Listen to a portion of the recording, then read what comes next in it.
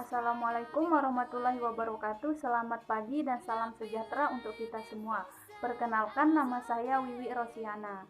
Baiklah, di sini saya akan menjelaskan tentang penelitian studi kasus. Yang pertama, pengertian studi kasus. Studi kasus ini diartikan sebagai studi intensif tentang seseorang, sekelompok orang, atau unit yang bertujuan untuk menggeneralisasi beberapa unit.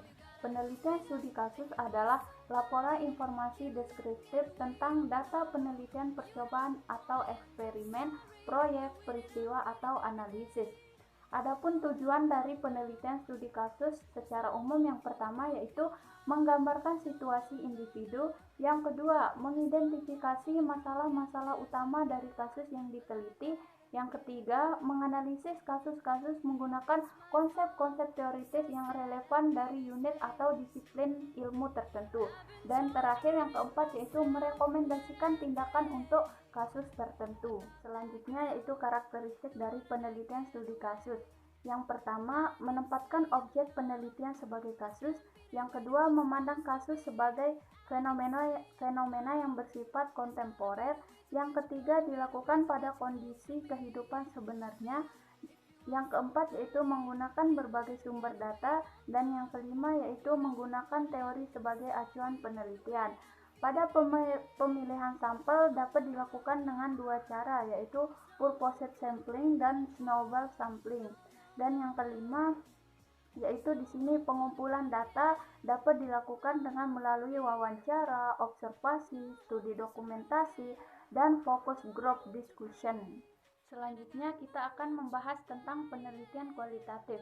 Jadi, penelitian kualitatif adalah suatu penelitian yang ditujukan untuk mendeskripsikan dan menganalisis fenomena, peristiwa, aktivitas, sikap, sosial, kepercayaan, persepsi, pemikiran orang secara individual maupun kelompok.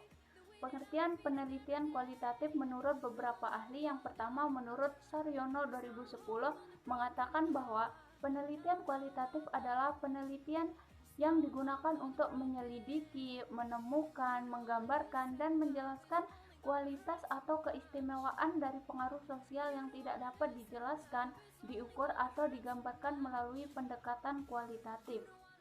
Adapun perbedaan dari penelitian kualitatif dan kuantitatif yaitu penelitian kualitatif bersifat umum, fleksibel, dan dinamis. Penelitian kualitatif sendiri dapat berlangsung atau dapat berkembang selama proses penelitian berlangsung. Sedangkan penelitian kuantitatif memiliki sifat yang khusus, terperinci, dan statis.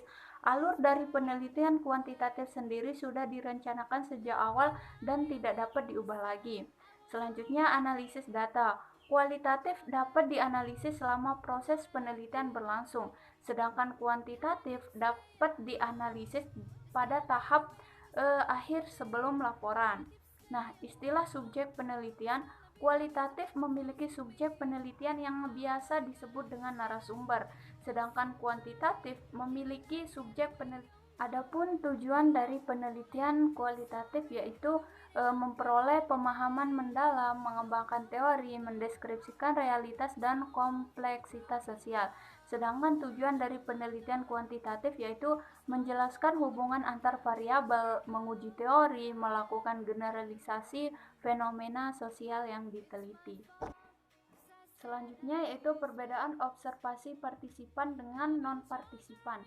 Dari segi pengertian, observasi partisipan adalah sebuah bentuk metode untuk melakukan pengamatan yang mana para pengamat turut serta atau menjadi bagian dari kehidupan orang yang akan menjadi subjek observasi atau pengamatan.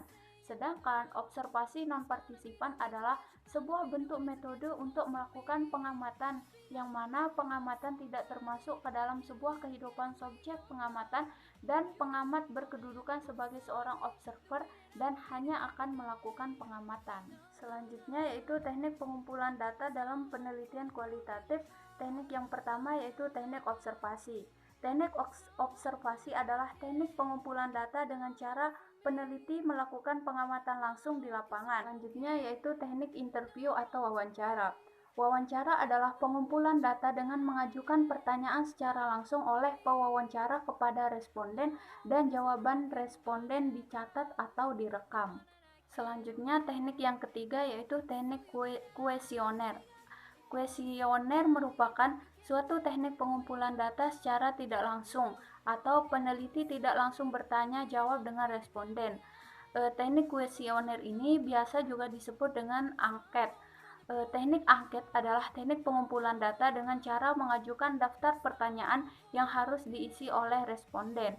Jenis-jenis angket menurut cara penyampaiannya ada dua, yaitu angket langsung dan angket tidak langsung. Angket langsung yaitu informasi tentang dirinya sendiri, dan angket tidak langsung yaitu informasi tentang orang lain. Selanjutnya, teknik yang keempat yaitu pemeriksaan catatan atau dokumentasi adalah teknik pengumpulan data dengan cara memeriksa surat, catatan, arsip foto, hasil rapat, jurnal kegiatan, dan sebagainya. Selanjutnya yaitu kita akan membahas tentang penelitian analisis dokumen atau analisis konten atau konten analisis. Analisis isi atau konten analisis adalah penelitian yang bersifat pembahasan mendalam terhadap isi suatu informasi tertulis atau tercetak dalam media massa. Adapun tujuan dari analisis isi antara lain yang pertama yaitu menggambarkan karakteristik pesan, yang kedua menarik kesimpulan penyebab dari suatu pesan. Adapun proses penelitian analisis konten ini yang pertama yaitu penetapan desain atau model penelitian, yang kedua pencarian data pokok atau data primer, dan yang ketiga pencarian pengetahuan konseptual. Baiklah teman-teman, selanjutnya kita akan membahas tentang penelitian etnografik. Penelitian etnografi adalah metode kualitatif di mana peneliti mengamati atau berinteraksi dengan subjek yang diteliti di lingkungan kehidupan nyata mereka. Tujuan penelitian etnografi adalah untuk menggambarkan budaya atau subkultur dengan serinci mungkin, termasuk bahasa, adat istiadat, nilai-nilai, upacara keagamaan, dan hukum. Proses dari penelitian etnografi menurut Bradley 1980, siklus penelitian etnografi mencakup 6 langkah. Yang pertama yaitu pemilihan proyek etnografi, yang kedua pengajuan pertanyaan, yang ketiga pengumpulan data, yang keempat perekaman data, yang kelima analisis data, dan yang keenam yaitu penulisan laporan. Ini penelitian etnografi yang pertama yaitu holistik, artinya penelitian harus memiliki empati dan melakukan identifikasi terhadap kelompok. Mereka harus hidup seperti orang lokal. Yang kedua yaitu teknik semiotik, yaitu penelitian memeriksa bentuk simbolis yang digunakan oleh orang-orang dan menganalisisnya sehubungan dengan seluruh budaya yang berkembang dalam suatu kelompok. Dan teknik yang ketiga yaitu teknik kritis, artinya penelitian mencoba mengungkap apa yang biasanya tersembunyi dan tidak terucapkan dalam budaya dan mencari pada aslinya. 1, 2, 3,